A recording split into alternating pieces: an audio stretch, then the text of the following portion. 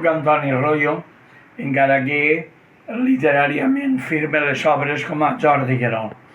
Els amics d'Onada Edicions m'acaben de publicar el llibre I els camins no s'aturen, que són un conjunt de reflexions de temes d'actualitat i també en part de records de la meva vida, de temes d'infantesa, sobretot de joventut, però sempre les reflexions actuals van en un enfocament global, clarament nacionalista, de països catalans.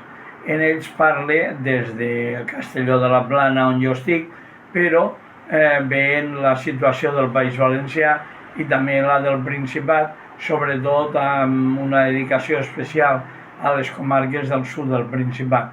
En fi, m'agradaria que la llegireu i que vos pugui agradar.